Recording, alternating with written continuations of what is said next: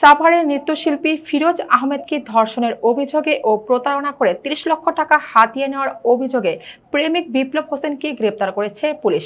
প্রতিনিধি নাসিম খান জানান, ভোররাতে রাজশাহীর বাগা থানার বানিয়াপাড়া নিজ বাড়ি থেকে তাকে গ্রেপ্তার করে সাভার মডেল থানা পুলিশ।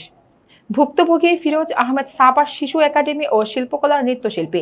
ভুক্তভোগী ফিরোজ আহমেদ জানান, বিপ্লব হোসেনের সাথে তার 17 বছরের সম্পর্ক ছিল। সেই সম্পর্ক থেকে তাকে বিয়ের আশ্বাস দিয়ে ভারত থেকে জেন্ডার সমতা পরিবর্তন করে আনান প্রেমিক বিপ্লব হোসেন।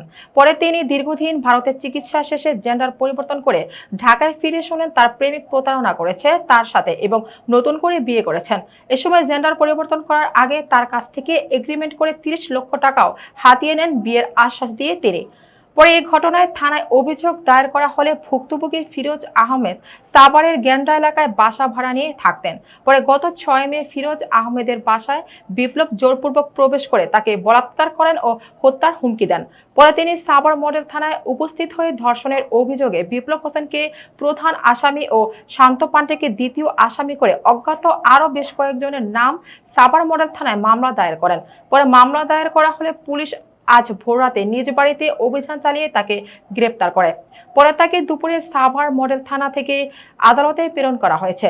এই ঘটনায় ভুক্তভোগী ফিরোজ আহমেদ তার প্রেমিকের কঠোর শাস্তি দাবি করেছেন। এ বিষয়ে সাভার মডেল থানার ওসি আরমান আলী বলেন, আসামিকে দুপুরে আদালতে প্রেরণ করা হয়েছে। গত 6 তারিখে আমার বাসায় আসে। ওই যে আমার এগ্রিমেন্ট করা ছিল 30 লাখ টাকার এবং চেক ছিল। এই চেক আর এগ্রিমেন্ট নেওয়ার জন্য আমার বাসায় হামলা করে।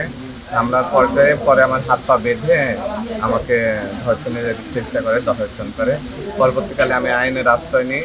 এখানে ওসি স্যার এবং আপনার ইউনো স্যার এবং যত পুলিশ ছিল, আপনার আমার আপনার হলো সোহেল স্যার এত পরিমাণ হেল্প করছে আর তারা এত পরিমাণ কষ্ট করছে, এত পরিমাণ কষ্টের পরে রাস্তায় বাঘা থেকে তার লোকেশন ট্যাগ করে তাকে ধরা হয়েছে।